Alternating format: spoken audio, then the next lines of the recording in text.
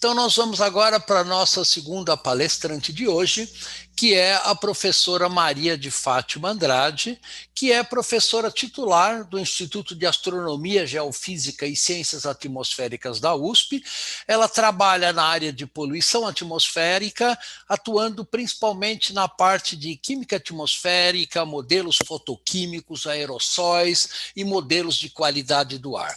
Ela coordena um grande projeto temático da FAPESP, que tem uma missão de calcular as emissões de gases de efeito estufa de uma área urbana tão complexa como a cidade de São Paulo. Vocês podem imaginar que não é uma tarefa muito fácil. Então, Fátima, a palavra está com você.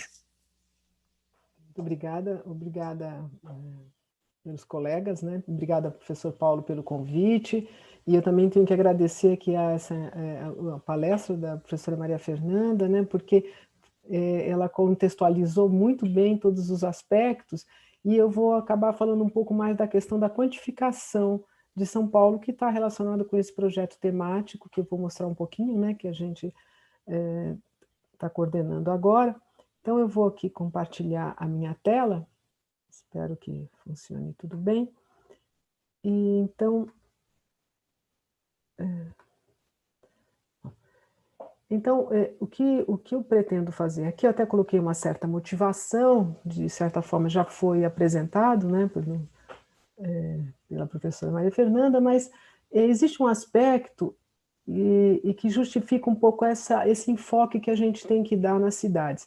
Há alguns anos atrás, quando a gente via muitos projetos relacionados com o impacto de mudanças climáticas, é sempre olhado de um ponto de vista meio global, né? Então, a gente tem impacto global, impacto de temperatura global, e até uma limitação um pouco pela própria resolução dos modelos, resolução tanto temporal como espacial, e ficava restrito a previsões regionais, e era muito difícil essa avaliação nas cidades, né?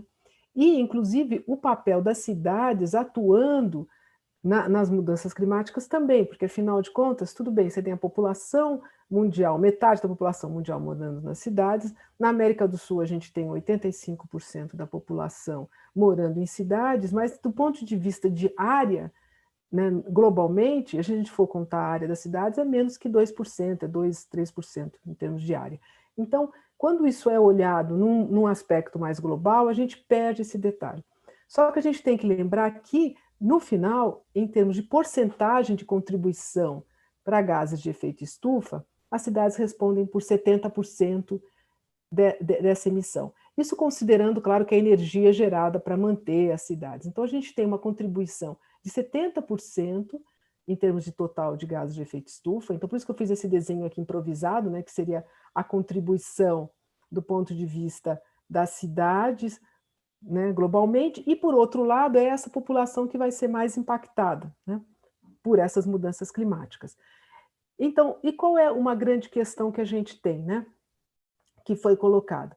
Eu vou só enumerar alguns dos impactos, já foram enumerados, mas só para motivar um pouco, né? Então, no final, com esse aumento, né, médio aí da temperatura, o que a gente tem? A gente tem aumento de eventos extremos, né, falando um pouco mais quantitativamente, qualitativamente, né?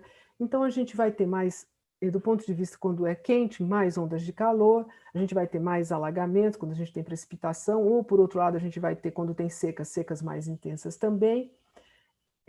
Existe uma questão importante em termos de cidades, que a gente vai observar aqui muito no Brasil, que grandes cidades estão, muitas delas próximas às regiões costeiras, com o aumento do nível do mar, essas cidades são muito impactadas, e várias questões são impactadas, ligadas com o aumento do nível do mar, não necessariamente só ao aumento e um problema de ocupação de áreas, mas também a questão de sistema de esgoto, né, porque que vai ser comprometido nessas cidades, que funciona um sistema que funciona por gravidade.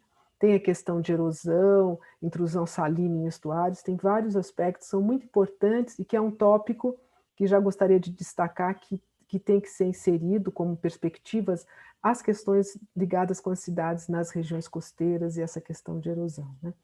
Há um aspecto que a gente também tem que notar em termos de mudanças climáticas, que é incidência de aumento de vetores e doenças que estão associadas muito com esses eventos extremos, né? Então você muda esse perfil de temperatura, então você tem mais doenças transmitidas por mosquitos, então, ou você tem enchentes, você tem ratos, tem mais leptospirose, então tem uma implicação direta na saúde, e eu acho que a quantificação dessa implicação ela é importante, porque aí ela dá um subsídio para que investimentos, né, para resolver essas questões, ou para minimizar, ou para impedir que elas aconteçam, elas refletem em economia muito grande quando você pensa em todos os impactos diretos, né?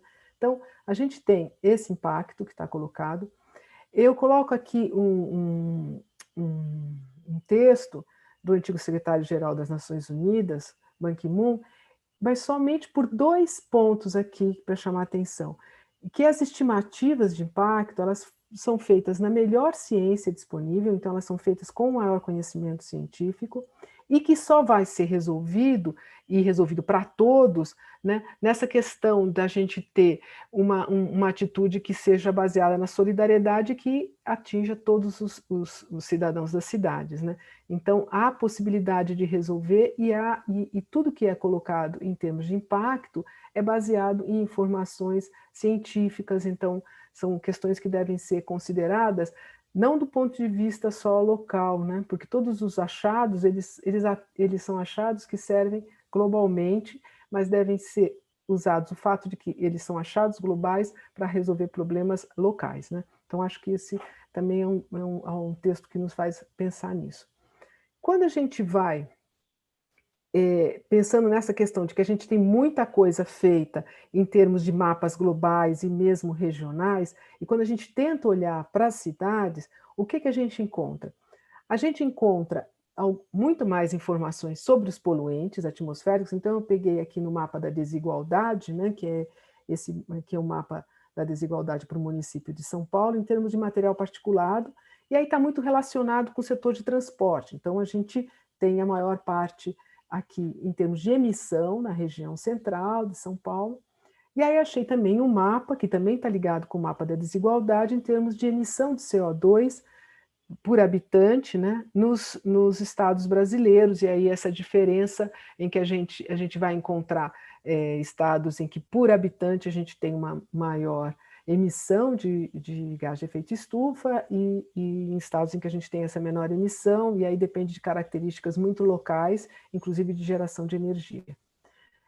É interessante um fato de que a gente, além da gente ter as inventários de emissão mais conhecidos, ligados com os poluentes, para chegar a um nível de cidade, a gente não tem esse tipo de informação com muita precisão quando a gente vai para gases de efeito estufa. E é isso um pouco que eu queria ilustrar, né? Existe, por exemplo, um inventário para o município de São Paulo, que foi terminado no ano este ano, referente ao ano passado, e essa é uma iniciativa que eu acho importantíssima, que é o próprio município desenvolver o seu inventário. Esse inventário está sendo feito pela Secretaria do Verde do Meio Ambiente e é um inventário feito pelos integrantes da própria secretaria, né, baseado numa metodologia específica para cidades, e já levantaram a questão da energia estacionária, transporte e resíduos em termos de emissão de gás de efeito estufa. A gente também conta com os inventários nessa plataforma, né, que é o inventário que é também do Ministério do Meio Ambiente. Esse inventário de emissões, para o estado de São Paulo, há um inventário também para cidades, e aqui há uma lista em termos de emissão para cidades. Então a gente vê que, claro, São Paulo tem maior emissão, depois a gente começa a ter cidades que têm uma influência grande também de emissões industriais, então por isso que a gente tem aqui uma contribuição em termos de grandes contribuições de Paulínia, Cubatão, São José, cidades que também têm, além da emissão ligada com transporte, a emissão ligada também com processos industriais, né? Mas esse conhecimento é um conhecimento que está feito com base nas emissões, né? E quando a gente compara com o Brasil, por exemplo, né, usando o mesmo inventário, o que a gente observa, e isso eu acho bem importante, é que neste caso, para a cidade já não entra só energia e transporte, mas tem a parte de resíduos também, com emissão de metano, então você passa a ter aí uma porcentagem, uma contribuição também do tratamento de resíduos, né? E a gente compara a cidade com o país, a gente vê a diferença, né? Já que aqui a gente não tem quase uma contribuição em termos de mudança do uso do solo, né? E de florestas. Então, quando a gente olha para uma média, e quando a gente olha para o global e para o regional, a gente perde essas características que são locais. E essas características locais, elas são importantes, porque se a gente não conhece, se a gente não tem um inventário, a gente não sabe o que a gente precisa reduzir. Se a gente pensa que as cidades são fatores muito importantes, são muito importantes nesse contexto de emissão, e a gente aqui tem a maior cidade do hemisfério sul, é importante a gente saber como que são as características, como são essas emissões, se a gente quer começar a ter alguma política de controle de emissão, não só do poluente, mas também de emissão de gás de efeito estufa. Os inventários são importantíssimos, né, para que isso seja feito, e também um acompanhamento em termos de medidas, né? Então, o que eu até coloquei aqui é o nosso projeto, mas também colocando num contexto que já existe em outros países, não só esse monitoramento de emissão de gases de efeito estufa, que é feito em áreas remotas para você acompanhar esse aumento de background de emissão, né? Mas também para ter esse acompanhamento das cidades, para a gente ver se a gente consegue estimar qual é esse fluxo de emissão. Então, a gente tem um projeto que é um projeto que tem esse objetivo, né, de examinar as emissões de gás de efeito estufa e de poluentes, porque a gente sabe que aí também não se separa mais, né, a gente tem os poluentes também servindo dentro desse balanço global climático, né, e ao mesmo tempo as fontes também são as mesmas, então é interessante que a gente tenha colocar junto tanto os poluentes, né, atmosféricos como os gases de efeito estufa. Então a gente tem um objetivo estimar e a gente utilizar para fazer essa estimativa medições com diferentes plataformas, medições em superfície, medições com torres e medições usando dados de satélite. E tentar estimar esses impactos em São Paulo. Então, só para ilustrar, a gente já tem 4 sítios funcionando, né, uma região mais aqui, que é o Pico do Jaraguá, né, que seria mais natural, e a outra que vai ser instalada é na Água Funda, perto do zoológico, onde tem o Parque Cientec. Uma outra medida que é no campus mesmo, da USP, uma medida em cima do prédio do ICESP, que fica na Doutor Arnaldo, que é um edifício bem alto, de mais de 100 metros, então a gente está medindo lá em cima, e um outro no centro da cidade. Então, qual que é o objetivo dessas medidas? É pegar diferentes áreas da cidade, com diferentes características, em termos de superfície, em termos de vegetação, em termos de fluxos, porque a gente tem que lembrar também que o CO2 não é tão simples como o poluente, que eles têm uma fonte, mas ele não tem essa interação com a biosfera, o CO2 tem essa interação. Então, a gente pegou diferentes superfícies para tentar acompanhar, né?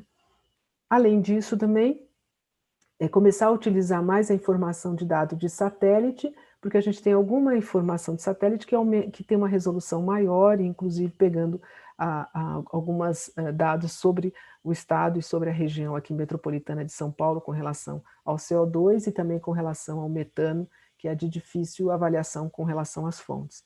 Então, usando essa informação, né?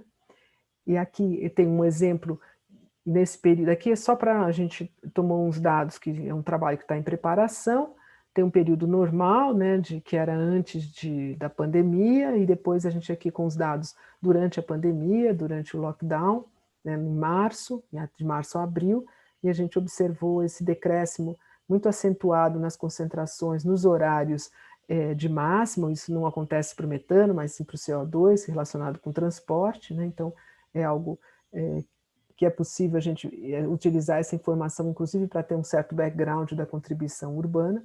Então, a gente conhecer as emissões, conhecer as concentrações, também dá uma ideia desse acompanhamento, e isso precisa ser feito com um período longo de tempo, senão a gente também vai ter só uma foto ali instantânea, mas o importante é que a gente consiga manter essa rede funcionando para ter um perfil mais ou menos característico de emissão de cada um daqueles sites, né? Então, isso para ilustrar um pouco o processo de desenvolvimento de um inventário e da medida, né, na cidade dessas concentrações. Então, eu coloquei aqui algumas questões e temas de estudo, né, para não tomar muito mais tempo, e separado por alguns tópicos. Um dos tópicos seria essa questão de emissão mesmo de inventário. Se a gente quer controlar, quer reduzir, a gente precisa saber o que emite. Então, alguns tópicos aqui em termos de emissão, então, a construção de inventários nas grandes cidades, né? E aí, claro que como o setor de transporte é muito importante, avaliar cenários em que a gente tenha diferentes viagens com corredores de ônibus, com ônibus elétricos, mudança do sistema de transporte, né? Então, fazer esses inventários e considerar cenários diferentes, né? Também estabelecer protocolos, que eu acho que aí, nesse caso, a FAPESP, as instituições, as universidades podem ajudar nessa construção de inventários de emissão e facilitar com que isso seja mais facilmente utilizado por outros municípios também, porque quando a gente observa o trabalho que é elaborar um inventário, mesmo teoricamente, isso precisa de apoio, né? Aqui tem uma questão da aumento de resolução espacial, né? Eu sei que eu já estou terminando aqui, né? Essas medidas elas têm que obedecer protocolos internacionais e para que possam ser comparados tanto os inventários como as medidas, né? Outros tópicos que eu coloquei aqui estão mais relacionados com planejamento urbano, né? E tem a questão de resíduos, tem a questão da distribuição irregular de equipamentos urbanos também, mas já foi um pouco colocado, né, antes. E essa, na verdade, para não ter mais um slide para eu terminar, né, eu também coloquei aqui meio que destacando, porque eu acho que existe um conhecimento científico, existe muita gente trabalhando, mas como que a gente pode integrar isso nessas decisões de planejamento urbano? Porque isso é muito complicado, a forma como que a gente transfere essa informação ou como a gente pode colaborar para que essa informação ela possa ser utilizada de uma forma mais direta, mais simples, porque a gente tem muita informação, muito conhecimento, mas a gente às vezes não consegue torná-lo aplicável e disponível a nível de município, por exemplo, né?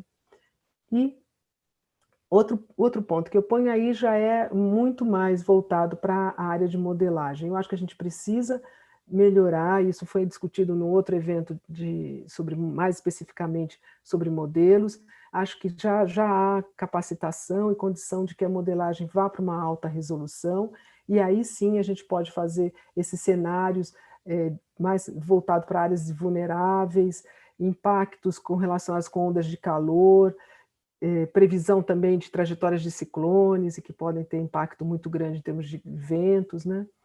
Tanto em termos meteorológicos e de emissão, como também a modelagem de alta resolução para a emissão de poluentes, né? Eu coloquei até algumas ilustrações de modelagens que são possíveis a nível de rua, e aí é possível, utilizando isso, avaliar impacto na saúde, né? Então, por exemplo, cenários futuros, esse é um cenário utilizando resoluções para escala regional, você vê que a cidade de São Paulo aqui está tudo junto, né? Toda a região metropolitana, e aí a gente não está indo para uma descrição a nível de cidade, né? A gente precisa melhorar esse tipo de resultado, né?